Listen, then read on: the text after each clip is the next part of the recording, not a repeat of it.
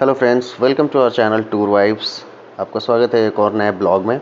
आज का हमारा जो ब्लॉग है वो बलिया से लेकर के बनारस तक का होने वाला है। और इस ब्लॉग में हम आपको दिखाएंगे पैसेंजर ट्रेन की जर्नी, जो बलिया से सुबह 5:05 पर निकलती है। और इसका बनारस पहुंचने का जो टाइम है दैट इज़ 8:45।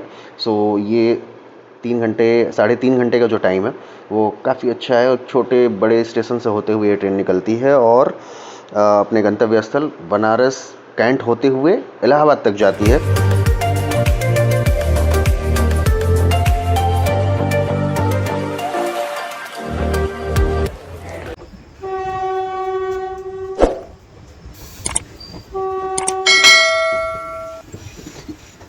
सो फ्रेंड्स, हमारी जो जर्नी है वो बलिया शहर से शुरू होती है। बलिया से ये जो ट्रेन है वो सुबह 5:05 पर निकलती है, जो एक अर्ली मॉर्निंग का जो टाइम होता है ना, सुबह सुबह उठ करके और आओ, और इस ट्रेन में आपको आराम से बैठने की जगह मिल जाती है।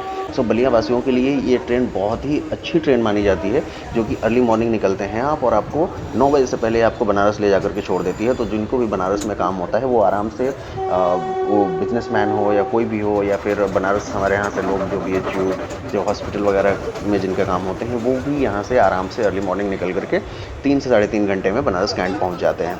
ये जो ट्रेन है वो बनारस कैंट होते हुए इलाहाबाद तक आजकल जाती है। पहले ये सिर्फ बनारस तक ही जाती थी, लेकिन अब ये ट्रेन को बढ़ा करके इलाहाबाद तक कर दिया गया है।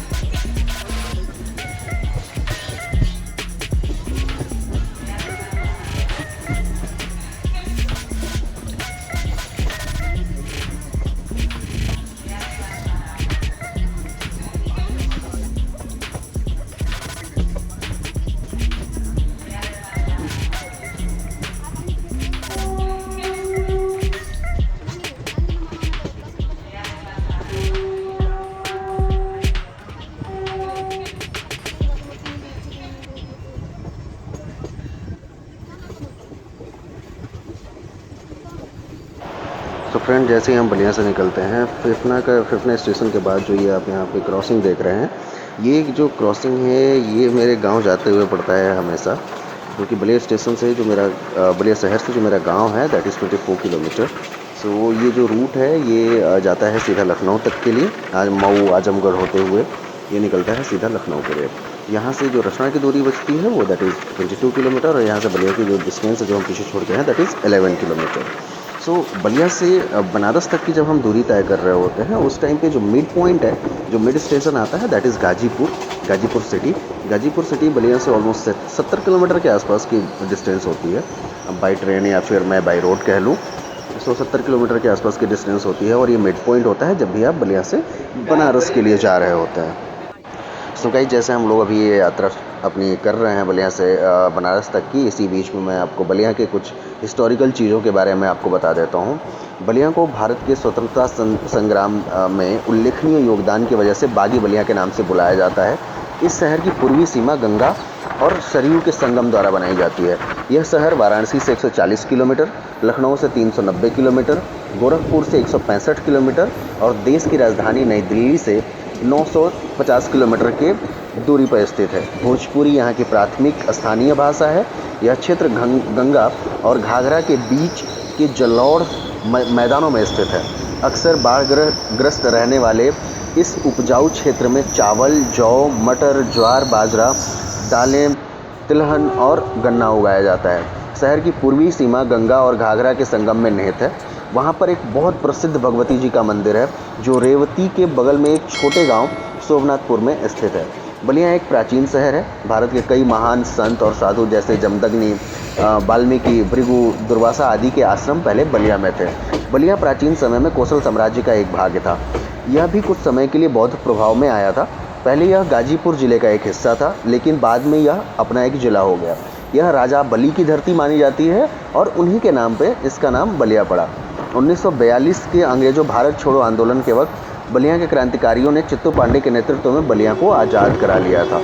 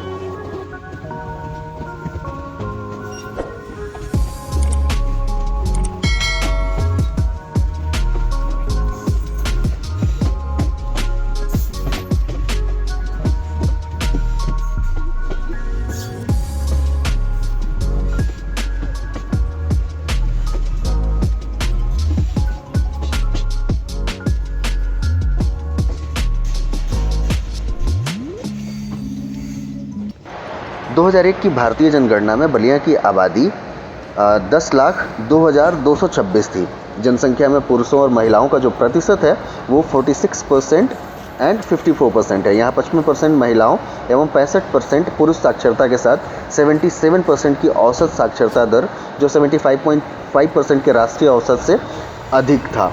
बलिया में जननायक चंद्रशेखर विश्वविद्यालय भी स्थित है, जिसकी स्थापना उत्तर प्रदेश सरकार द्वारा 2016 में की गई थी। विश्वविद्यालय से बलिया तथा आसपास के क्षेत्रों के 122 कॉलेज संबंध है। बलिया जिला उत्तर प्रदेश राज्य का सबसे पूर्वी भाग है और बिहार राज्य की सीमाएं इससे सटी हुई हैं। इससे अनियमित आकार का मार्ग शामिल है जो गंगा और घाघरा के संगम से पश्चिम की ओर फैला हुआ है। इसे दक्षिण में बिहार से अलग करता है, बाद में क्रमशः उत्तर और पूर्व में देवरिया और बिहार से अलग करता है। बलिया और बिहार के बीच की सीमा इन दोनों नदियों की गहरी धाराओं से निर्धारित होती है। यह पश्चिम में मऊ, उत्तर में देवरिया, उत्तर पूर्व में और दक्षिण पूर्व में बिहार, दक्षिण पश्चिम में गाजीपुर से घिरा है।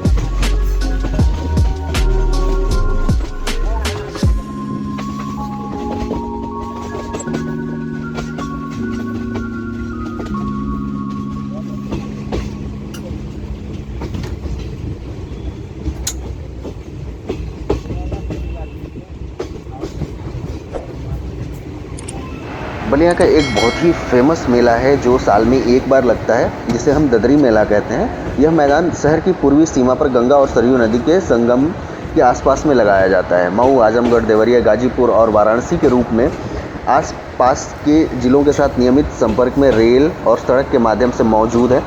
सो फ्रेंड्स, फाइनली हमारी जो ट्रेन है वो मिड पॉइंट यानी 70 किलोमीटर के ऑलमोस्ट डिस्टेंस कवर करके गाजीपुर ज़िले में पहुंच चुकी है।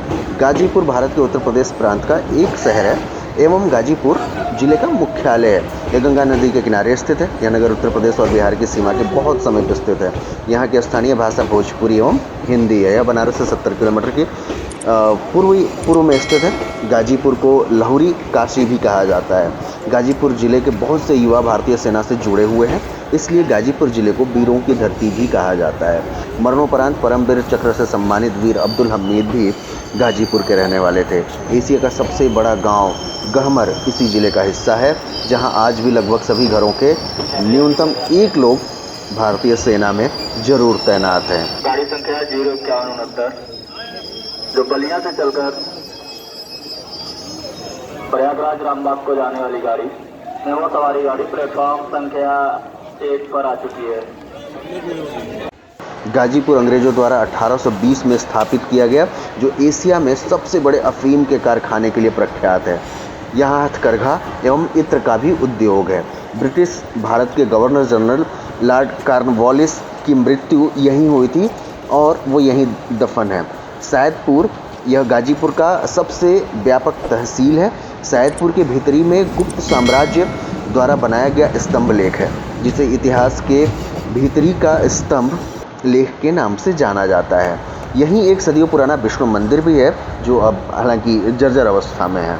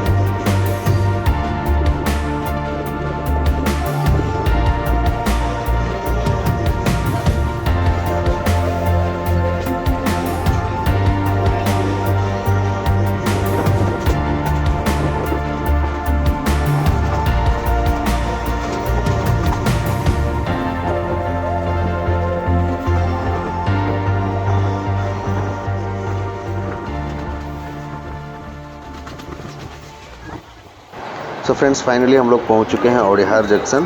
और औड़िहार जंक्शन जो है वो एक क्रॉस साइन की तरह यहाँ से रूट निकले हुए हैं ट्रेन्स के।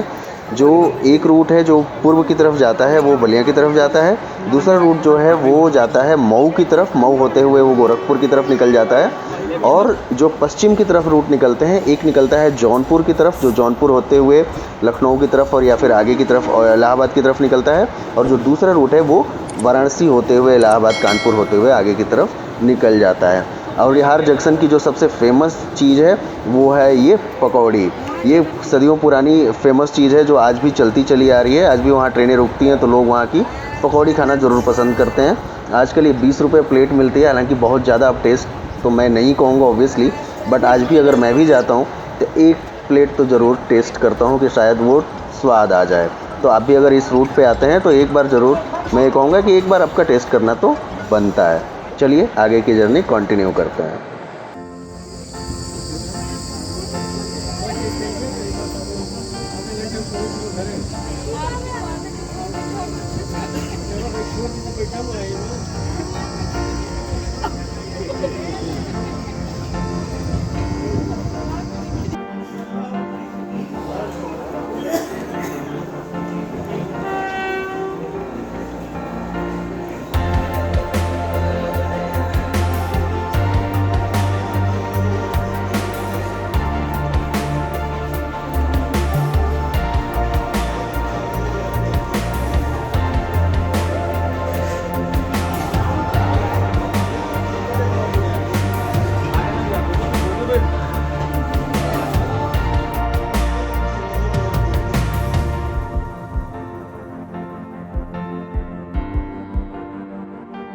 तो फ्रेंड्स, इसी के साथ हमारी जो बलिया से सारनाथ तक की पैसेंजर ट्रेन की जर्नी है वो समाप्त होती है। अगर आपने वीडियो को लाइक नहीं किया तो एक बार लाइक ज़रूर कीजिएगा, चैनल को सब्सक्राइब नहीं किया है तो सब्सक्राइब ज़रूर कर लीजिएगा। जो हमारी नेक्स्ट जर्नी है वो बनारस से हैदराबाद की है, जो एक हवाई यात्रा होगी, और उस ब्लॉग को मैं बहुत जल्द अपलोड करने वाला हूँ जो आप लोगों के लिए प्रस्तुत होगा। सो चलिए मिलते हैं नेक्स्ट ब्लॉग में, तब तक के लिए हैप्पी ट्रेवल्स।